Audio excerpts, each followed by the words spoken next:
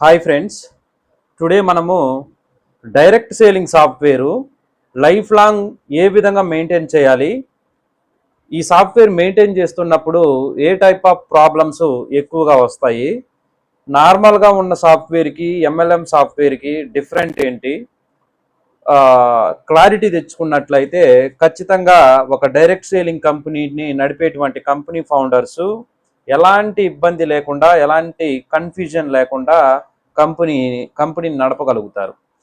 So friends, first of all ఒక direct selling కంపెనీని నడిపేటువంటి కంపెనీ ఫౌండర్ ఎవరైనా కూడా సరే, సాఫ్ట్వేర్లో ఏదైనా ఒక టెక్నికల్ ఇష్యూ వచ్చిందంటే మీకు పూర్తి అవగాహన అనేది ఉండాలా. లేదంటే మిమ్మల్ని ఎవరైతే గైడ్ చేస్తున్నారో సాఫ్ట్వేర్ ఎంప్లాయీ, వాళ్ళకి పూర్తిగా మీరు సపోర్ట్ ఇవ్వాలి కంపల్సరీగా. లేదు మీరు ఈ మాట చెప్పారు కదా, ఈ మాట ప్రకారంగా అది లేదు అని చెప్పి చెప్పడం, ఆ విధంగా అంతా చేయకూడదు. ఎందుకంటే ఇప్పుడు పర్మనెంట్గా డైరెక్ట్ సేలింగ్ కంపెనీలు కొన్ని ఉంటాయి కదా. ఫర్ ఎగ్జాంపుల్ వెస్టేజ్, IMC, shave shop, top companies ఉంటాయి కదా. వీటికన్నిటికీ ఎప్పుడు ఏ ప్రాబ్లమ్స్ వచ్చినా వాళ్ళకి ఓన్ ఎంప్లాయీస్ ఉంటారు కాబట్టి సో సాల్వ్ చేస్తారు. ఆ ఎంప్లాయీస్కి ఎవ్రీ మంత్ వీళ్ళు శాలరీ ఇస్తూ ఉంటారు కాబట్టి ప్రాబ్లం ఉండదు వీటికి. కానీ సో థర్డ్ పార్టీ వాళ్ళ మీద డిపెండ్ అవుతారు అన్నట్టు. మీకు ఎంప్లాయీస్ ఉండరు, సో ఎవరో ఒకరు సాఫ్ట్వేర్ డెవలప్ చేసే వాళ్ళ కాడ నుంచి డెవలప్ చేసుకుంటారు. ఆ టైప్ ఆఫ్ సర్వీస్ మీరు తీసుకున్నప్పుడు ఖచ్చితంగా సాఫ్ట్వేర్ వాళ్ళకి మీరు ఫుల్ సపోర్ట్ అనేది ఇవ్వాలి. సపోర్ట్ అంటే ఏంటి? ఏదైనా ఫ్యూచర్లో మనము వర్క్ చేసుకుంటూ వెళ్తున్నాం, టీం అనేది ఎక్కువయ్యింది, అలాంటి సిచ్యువేషన్స్లో ఏదైనా టెక్నికల్ ఇష్యూ వస్తే సాఫ్ట్వేర్ వాళ్ళు మీకు చెప్తారు, ఇలాంటి ఈ విధంగా ఇష్యూ వచ్చిందని చెప్పి చెప్తే ఆర్గ్యుమెంట్ చేయకుండా దానికి తగ్గట్టుగా వాళ్ళ సొల్యూషన్ కూడా చెప్తారు. ఇలా చేసుకుంటే ఇది సాల్వ్ అవుతుంది సార్ అని చెప్పేసి. అప్పుడు ఖచ్చితంగా ఆ అమౌంట్ పే చేసుకొని మీరు సొల్యూషన్ అనేది ఎత్తుక్కోవాలా. అప్పుడు కరెక్ట్ అయిన వే వస్తుంది.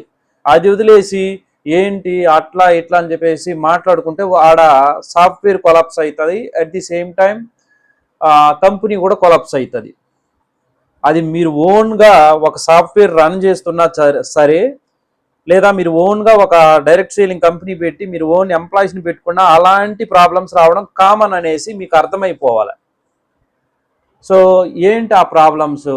ఇప్పుడు మార్నింగే నేను మా యొక్క ఎన్విఎం స్పోకెన్ ఇంగ్లీష్లో కొంతమందికి అమౌంట్ వేయడానికి మార్నింగ్ నెట్ బ్యాంకింగ్ ఓపెన్ చేస్తే టెక్నికల్ ఇష్యూ వచ్చింది.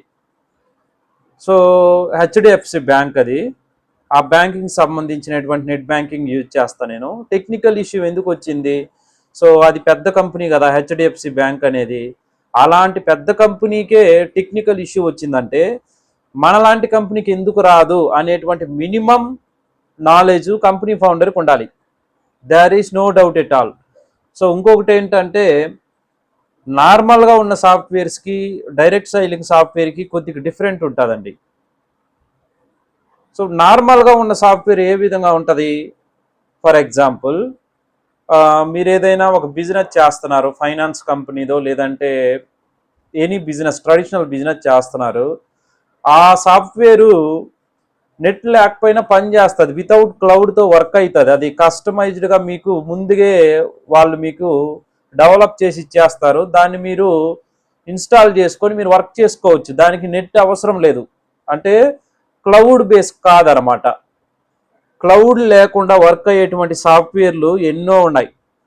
సో క్లౌడ్తో వర్క్ అయ్యేటువంటి సాఫ్ట్వేర్లు పెద్ద పెద్ద కంపెనీస్కి సంబంధించినటువంటి ఉంటాయి. ఆన్లైన్లో వర్క్ జరుగుతుంది. For example banking sector, so MLM softwares etcetera. ఇవి నెట్ బ్యాలెన్స్ ఉంటేనే, ఫోన్లో నెట్ ఉంటేనే పనిచేస్తాయి. దాని మీనింగ్ ఏంటి? క్లౌడ్లో వర్క్ అవుతాయి అన్నట్టు. సో క్లౌడ్లో వర్క్ అయ్యేటువంటి సాఫ్ట్వేర్లో బగ్స్ రాకుండా, at the same time technical issues రాకుండా ఉండదు. అది కామన్. మనము అప్పుడప్పుడు అప్డేట్ చేసుకోవాలా. ఇంకా మీకు ఫ్యూచర్లో ఎక్కువ టీం కనుక అయ్యిందంటే మీ యొక్క కంపెనీలో మెయింటెనెన్స్ వర్క్ అనేది ఎక్కువ అవుతుంది. బ్యాక్ ఎండ్లో ప్రతిరోజు మెయింటెనెన్స్ వర్క్ చేయాల్సి వస్తుంది, తప్పదు. ఇంకా ప్రొసీజర్ పెద్దగా ఉంటాయి కదా కొన్ని కంపెనీస్. ప్రొసీజర్ పెద్దగా అంటే డిఫరెంట్ టైప్ ఆఫ్ ఇన్కమ్స్ చాలా ఉంటాయి దాంట్లో. చాలా ఫీచర్స్ తీసుకొచ్చుంటారు మీరు. రీపర్చేస్ అని చెప్పేసి, ప్రోడక్ట్స్ అని చెప్పేసి, రకరకాల బోనస్లు, వాళ్ళకి ఏ డౌట్స్ వచ్చినా ఆ క్వశ్చన్ మీద క్లిక్ ఇస్తే దానికి ఆన్సర్లు, రకరకాల డిపెండ్ ఆన్ కంపెనీ ఫౌండర్ యొక్క ఐడియాలజీ. మీరు ఏదైతే అనుకుంటారో అవన్నిటిని డెవలప్ చేసి దాంట్లో పొందుపరుచుంటారు. ఇవన్నీ ఫంక్షన్ అనేది ప్రాపర్గా వర్క్ అవ్వాలంటే కొద్దిగా లెంతీ ప్రాసెస్ ఉంటుంది, చాలా లోడ్ అనేది ఉంటుంది. సో ఈ లోడ్ ఎక్కువ అయ్యే కొద్దీ సాఫ్ట్వేర్ మెయింటెనెన్స్ వర్క్ అనేది ఎక్కువ అవుతుంది బ్యాక్ ఎండ్లో. సో మెయింటెనెన్స్ వర్క్ పెరిగే కొద్దీ మీకు ఛార్జెస్ ఎక్కువ పడతాయి. మీరు ఓన్ ఎంప్లాయీస్ ఉన్న వాళ్ళకి వర్క్ ప్రెషర్ అనేది పెరుగుతుంది. సో ఫర్ ఎగ్జాంపుల్ ఒక 10 లక్షల మంది కస్టమర్స్ మీ యొక్క సాఫ్ట్వేర్లో ఉన్నారనుకుందాం. మీ యొక్క సాఫ్ట్వేర్లో మెయింటెనెన్స్ వర్క్ చాలా ఉంటుంది దానికి. సో కొత్త ఐడీస్ పడుతున్నప్పుడు, తర్వాత వీళ్ళు డిఫరెంట్ మొబైల్స్లో దాన్ని ఓపెన్ చేస్తూ ఉంటారు. డిఫరెంట్ ఏరియాస్ నుంచి ఒక్కొక్క సిగ్నల్ నుంచి దాంట్లో లాగిన్ అవుతూ ఉంటారు. తర్వాత కొంతమంది ఏం చేస్తారంటే ఒక్కొక్కరికి ఒక్కొక్క మొబైల్స్లో అది సేవ్ అయిపోతుంది. ఒక్కొక్కసారి సేవ్ అయిపోయిన తర్వాత దాని పాత హిస్టరీ డిలీట్ చేయకుండా కొంతమంది లాగిన్ అవుతూ ఉంటారు. ఇవన్నీ ఫంక్షన్ బాగా అది క్లౌడ్లో తీసుకోవాలంటే మెయింటెనెన్స్ వర్క్ అనేది మస్ట్ అండ్ షుడ్ ఇక్కడ బ్యాక్ ఎండ్లో. సో మెయింటెనెన్స్ వర్క్ అనేది ఎక్కువ అయ్యే కొద్దీ ఛార్జెస్ అనేది ఎక్కువ పడతాయి. స్టార్టింగ్లో మెయింటెనెన్స్ వర్క్ అనేది పడదు, చాలా తక్కువ ఉంటుంది. ఏదో ఇయర్లీ వన్సో మంత్లీ వన్సో అలా సర్వర్ మార్చినప్పుడు, సర్వర్లో కొద్దిగా టెక్నికల్ ఇష్యూస్ వచ్చినప్పుడు మెయింటెనెన్స్ వర్క్ అనేది పడుతుంది. అప్పుడు ఎప్పుడు స్టార్టింగ్లో ఖచ్చితంగా టీం అనేది పెద్దగా అయినప్పుడు మెయింటెనెన్స్ వర్క్ అనేది ప్రతిరోజు ఉంటుంది ఎంప్లాయీస్కి. అప్పుడు ఛార్జెస్ అనేది ఎక్కువ పడుతుంది. పడినప్పుడు ఏ విధంగా పడుతుంది ఆ ఛార్జెస్ కూడా depend on your server. Me server at the same time మీరు ఏ డేటాబేస్ వాడుతున్నారో దాని మీద డిపెండ్ అయి పడుతుంది అన్నట్టు. సో తర్వాత మీరు ఎన్ని దిక్కుల సేవ్ చేస్తున్నారు, దాన్ని ఏ విధంగా మీరు సెక్యూరిటీగా ఉంచుకొని ఉన్నారు, మీ దాంట్లో పేమెంట్ గేట్వే ఆప్షన్స్ ఉన్నాయా, మీ దాంట్లో ఉన్న ఫీచర్స్ డిపెండ్ అయ్యే దాని యొక్క మెయింటెనెన్స్ వర్క్ యొక్క లెంతీ ప్రాసెస్ ఉంటుంది. దీని అర్థం చేసుకోకుండా మళ్ళీ వర్క్ చేయడం ఏంటి, అసలు ఇవన్నీ ఉండవు కదా, ఎవ్రీ మంత్ ఒకసారి డెవలప్ చేసుకుంటే సరిపోతుంది కదా, ఇలా లో మైండ్ సెట్లో ఉండకూడదు కంపెనీ ఫౌండర్స్. ఖచ్చితంగా సాఫ్ట్వేర్ మెయింటెనెన్స్ వర్క్ పడుతుంది, దానికి తగ్గట్టుగా నువ్వు అమౌంట్ పే చేసుకోవాలి. ఒకవేళ నువ్వు ఓన్ ఎంప్లాయీస్ని పెట్టుకుంటే వాళ్ళకి శాలరీస్ ఇచ్చి దాని మెయింటెనెన్స్ చేయమని చెప్పాలి. లేదా మాలాంటి వాళ్ళ దగ్గర నువ్వు డెవలప్ చేసుకుంటే ఖచ్చితంగా మెయింటెనెన్స్ ఛార్జెస్ అనేది పే చేసుకోవాలి, మస్ట్ అండ్ షుడ్. ఓకే, ముఖ్యంగా తెలుసుకోదగ్గ విషయం ఏంటంటే కొన్ని మార్పులు చేర్పులు చేస్తున్నప్పుడు కొన్ని పాజిబుల్ కావు సాఫ్ట్వేర్లో. ఇప్పుడు ఫర్ ఎగ్జాంపుల్ మీరు ఒక ప్లాన్ ఆల్రెడీ మార్కెట్లోకి తీసుకొని వెళ్ళిపోయారు, చాలా డేస్ అయిపోయింది, మార్కెట్లో అది చాలా లీడ్స్ని చేరుకునేది, క్లయింట్స్ ఎక్కువ మంది మిమ్మల్ని విజిట్ చేశారు, డిస్ట్రిబ్యూటర్లు ఎక్కువ అయిపోయారు. అలాంటి సందర్భంలో మీరు ప్లాన్ చేంజ్ చేయాలంటే మీరు పీవీబీవీ సిస్టమ్ కరెక్ట్గా మార్పులు చేర్పులు చేసుకునేలాగా కొద్దిగా అయితే చేసుకోవచ్చు.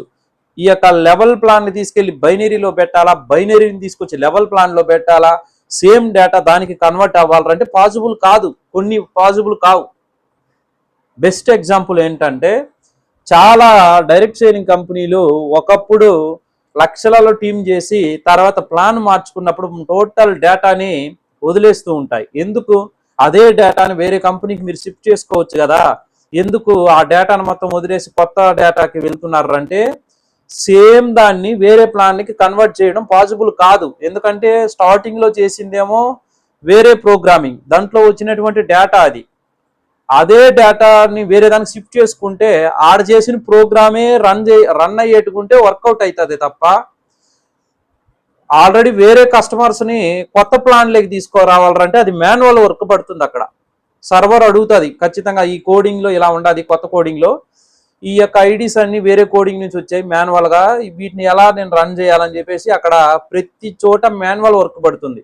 అప్పుడు ఆ మాన్యువల్ వర్క్ని చేయలేక, అంత లెంతీ ప్రాసెస్ చేయలేక ఎంత మాన్యువల్ వర్క్ చేసినా టెక్నికల్ ఇష్యూస్ రావడం వలన అది పాజిబుల్ కాదు. ఒకవేళ పాజిబుల్ అవ్వాలంటే లక్షలలో కోట్లలో బడ్జెట్ అవుతుంది కాబట్టి అంత అమౌంట్ పెట్టుకోలేక కొత్త ప్లాన్ వైపు వెళ్తున్నప్పుడు ఏం చేస్తారంటే పాత డేటా మొత్తం రిమూవ్ చేసేసి కొత్తగా ఫ్రెష్గా మార్కెట్కి వెళ్తూ ఉంటారు డైరెక్ట్ సేలింగ్లో. ఈ ఐడియా లేకుండా డైరెక్ట్ ఒక మీరు చేయలేకపోతున్నారని చెప్పడమో, లేదంటే వేరే సాఫ్ట్వేర్ వాళ్ళ మీద అరవడమో, లేదంటే మీరు ఓన్ ఎంప్లాయీస్ని పెట్టుకుంటే వాళ్ళ మీద అరవడమో ఇవి కరెక్ట్ కాదు. ఓకే, సో పూర్తి వివరాల కోసం మీరు కూడా ఏదైనా ఒక మంచి డైరెక్ట్ సేలింగ్ కంపెనీని పర్మనెంట్గా మంచి అవగాహనతో నడపాలి అనుకుంటే స్క్రీన్ పైన ఉన్న నెంబర్కి కాల్ చేయండి. మేము దగ్గరుండి మీకు గైడ్ చేస్తూ లైఫ్ టైం సర్వీస్ అనేది కస్టమైజ్డ్గా డెవలప్ చేసి ఇస్తాం సాఫ్ట్వేర్ని. Okay, all the best.